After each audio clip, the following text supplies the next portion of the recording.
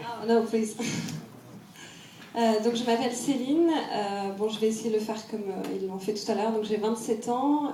J'ai 2 masters, donc un en IT Project Management et un en entrepreneuriat. J'ai travaillé pendant 2 ans à la gestion de projets internet et puis au marketing web dans une start-up. Et puis j'ai fini par fonder une boîte qui s'appelle litchi.com. Je suis partie d'une idée très simple. Quand je suis retournée à l'école pour faire mon master, j'ai voulu organiser le week-end d'intégration et j'ai collecté l'argent auprès de tous mes camarades. Et impossible d'avoir la somme pour payer le week-end. Il a fallu que j'avance avec ma trésorerie étudiante parce que y en avait un qui avait qui avait que sa carte bleue, l'autre qui avait pas tout en liquide. Donc l'idée a un petit peu mûri. Et puis je me suis rappelé aussi que pour le cadeau d'anniversaire de mon petit frère, ma cousine ne m'avait pas remboursé. Enfin, tout un tas d'événements comme ça où à chaque fois collecter et gérer de l'argent à plusieurs, c'était une véritable galère. Donc voilà, donc j'ai lancé Litchi, qui est un site qui permet de collecter et gérer de l'argent à plusieurs. Super. Laurent ? Alors, je suis Laurent, donc, le fondateur de Submate. Submate, c'est une application qui permet de découvrir des gens et des choses à faire avant et après ces trajets en transport en commun tous les jours.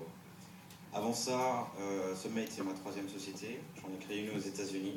Je me suis planté en beauté. J'ai créé ensuite une 2e société, un service plutôt. Il n'y avait pas de société derrière qui a été revendue.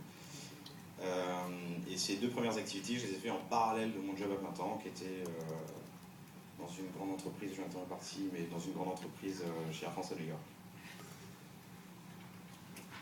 Bonsoir, je m'appelle Mathieu Lefort, j'ai 29 ans, j'ai un diplôme de Subdeco Toulouse, j'ai travaillé dans le sport au niveau marketing pendant quelques années et je suis un consommateur de sport aventure et c'est la difficulté, la frustration de pouvoir organiser mes week-ends d'activité aventure qui m'a conduit à créer Extreme Go. Donc Extreme Go, c'est une plateforme de sport aventure qui vous permet de booker online et de payer directement votre activité de sport aventure pour réaliser le week-end. C'est un mix entre Amazon et OpenTable pour le sport aventure. Voilà, merci.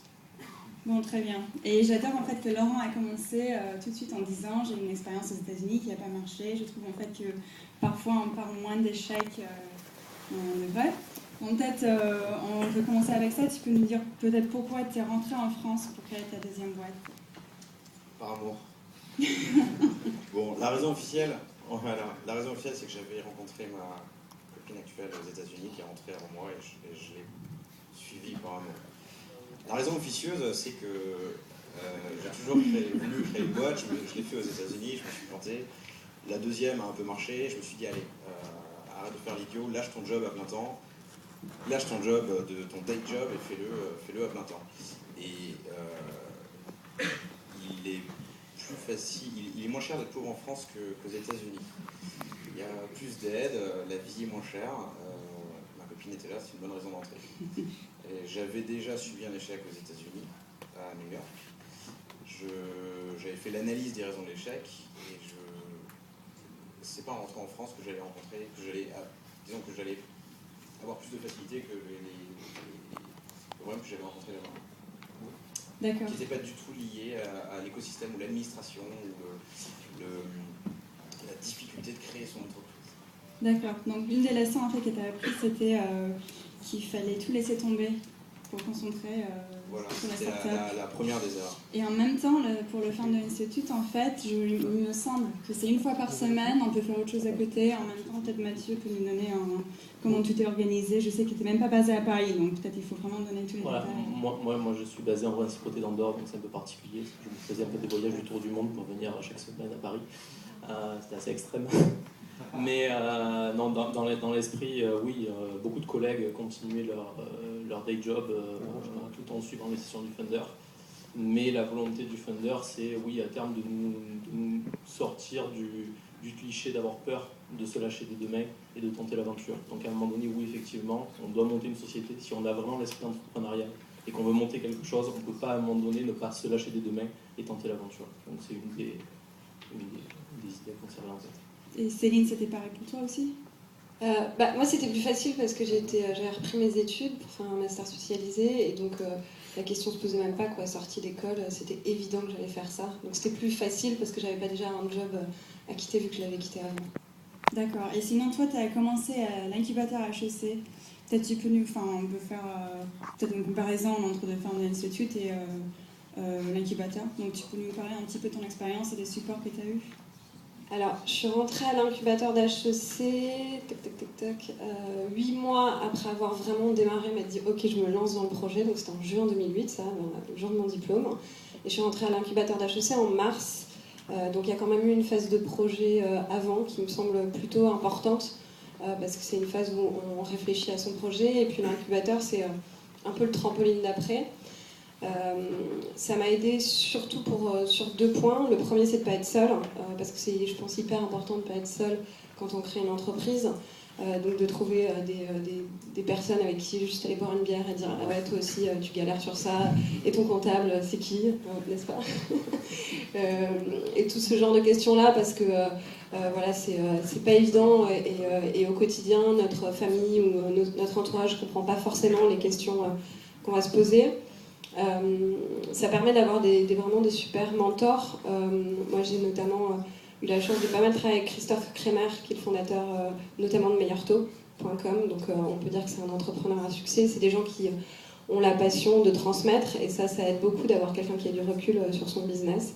Et voilà, puis après il y a des petits cours une fois par semaine, mais ça c'était presque, j'avais envie de dire, le moins important, même si ça a aidé pas mal. D'accord. Et sinon, au niveau financier, des présentations, création de réseau Ah oui, aussi, bien sûr, je crois qu'il y a des sessions. Moi, je suis rentrée, j'avais déjà un business angel au capital, et je sais qu'il y a pas mal de sessions pour rencontrer des business angels, pour des réseaux. Il y a pas mal de networking qui est fait. C'est la même personne qui fait les apéros entrepreneurs. Voilà, donc c'est à la fois du réseau, à la fois des rencontres avec des anciens entrepreneurs, avec des entrepreneurs, pas forcément que des anciens de HEC d'ailleurs, Dieu merci. Donc voilà. D'accord. Et sinon, Mathieu, peut-être tu peux nous expliquer un petit peu ce que toi tu as eu comme support? Alors, je rejoins pas mal de commentaires de Céline.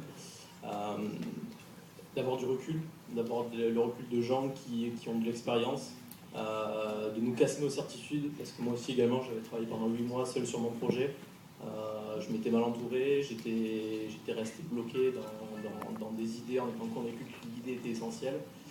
Et la première session d'ADO a été assez extraordinaire, puisque la première session du Funder, ADO donc, nous fait pitcher votre site. Et je demande à pitcher devant, parce que j'avais vu des vidéos, je connaissais le phénomène, on va dire. J'ai pas été déçu, il m'a démonté le projet en quelques minutes, mais de manière pragmatique, ça a été très intéressant.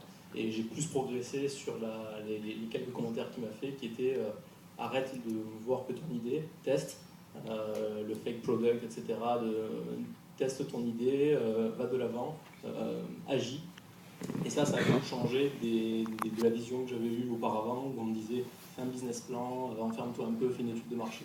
ADO m'a dit étude de marché, tu achètes $50 de Google AdWords et tu l'as fait ton étude de marché. Effectivement. D'accord, bon, ça a marché. Et ça a marché, on a créé un site prototype, on a validé le concept, l'idée générale, et on a commencé à itérer petit à petit, puis on a commencé à suivre, de par les différents cours, les différentes étapes en fait, qu'on n'a pas forcément en tête, qui sont de considérer lui-même, de prendre en compte l'importance de bien s'organiser, de bien se structurer au niveau de l'équipe de co-founder. Donc on avait des manques, donc on a recruté un co-founder technique. C'est le réseau qui nous a permis du Funder Institute de tomber sur cette personne, si bien présent dans la salle. Mais en fait ça a été plutôt voilà, tout cet échange, le recul, l'échange aussi avec tous les camarades, de rencontrer des personnes avec qui on puisse échanger sans gêne, parce que tout ce qui est famille, amis, le remarque de la vidéo aussi était de dire change your friends. Si les amis vous disent pas la vérité sur votre business, parce que c'est vrai que tout le monde dit ouais ton idée est géniale. C'est vrai qu'on s'est beaucoup challengé entre tous les camarades du Funder, et on a beaucoup pu émuler et créer de la valeur chacun sur nos projets en se challengeant. Donc l'apport des mentors, l'apport des camarades, toute cette entraide, la camaraderie comme dit Adéo, fait que ça a pu créer de la valeur et nous donner en confiance. D'accord, et donc comment tu dirais finalement que ton produit est bien évolué grâce au Funder Institute? C'est plus une méthodologie, c'est plus une organisation qui fait que on évolue logiquement. Il y a une logique, il y a le fait de foncer, de ne pas avoir peur de foncer. Là aussi, le Think Big nous l'ont dit dès le début. Moi, je suis parti de France, enfin, pas très loin, je suis au principe de l'Andorre, à la frontière, mais je suis parti de France parce qu'il y a 1 an et demi, on ne m'écoutait pas. Mon projet, c'était pas une innovation technologique, c'était une innovation utilisateur. Et les banques n'appréciaient pas, enfin, je ne trouvais pas de retour, donc je suis parti. Et là, au contraire, j'ai eu des gens qui m'ont dit « mais non, vas-y, think big et tu peux faire quelque chose de grand ». Ça m'a mis en confiance. Et voilà, donc je vis mon truc à fond, parce qu'il y a le côté de faire du business, de l'argent, mais aussi de s'épanouir, de créer quelque chose, de vivre de sa passion. Donc, je suis habillé en orange tout le temps, je porte le nom de ma boîte sur le...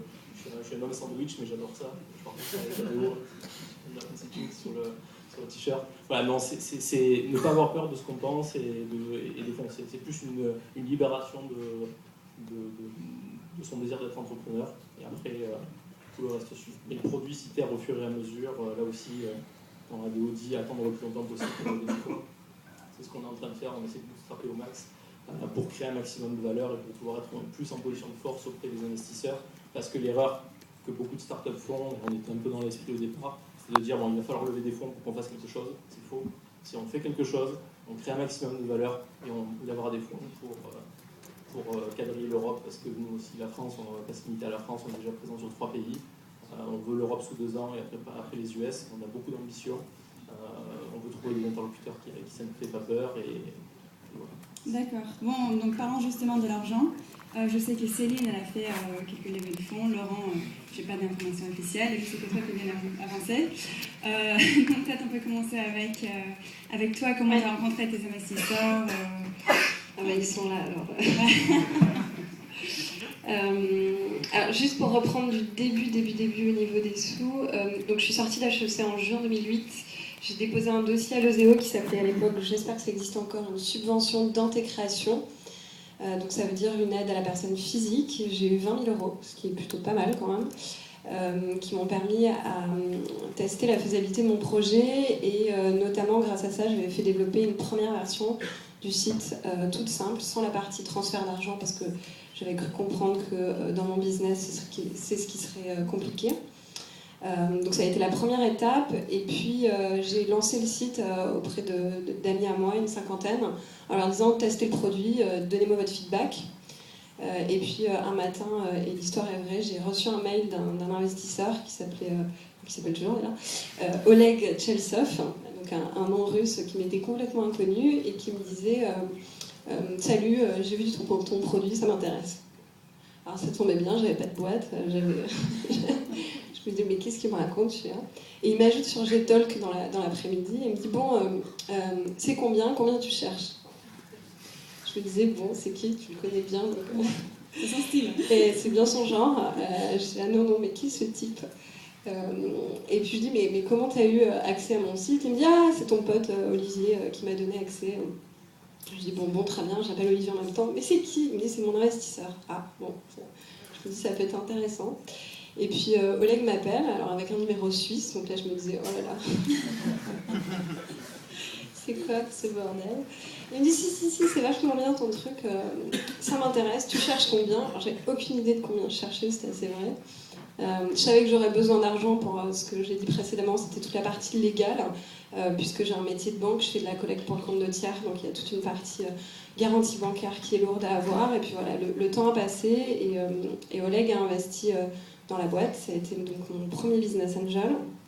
Ça m'a permis de développer la version du site qui a été mise en ligne le jour de l'ouverture publique, donc en novembre 2009. Et donc on a lancé un produit qui me permettait de collecter de l'argent à plusieurs et où on avait pris le parti de redévelopper seul toute la partie transfert de fonds. Donc pas appuyer sur PayPal, uniquement un terminal de banque. Donc on faisait tout le métier des flux financiers et moi j'ai l'impression que mon métier c'est un mix entre communautaire et flux financier. Bref, on a fait tourner cette plateforme et puis ensuite on s'est dit qu'on allait avoir besoin de plus de sous pour la développer. Donc engager des ingénieurs, toujours la partie légale et puis du marketing. Et donc il y a 2 entités qui sont rentrées.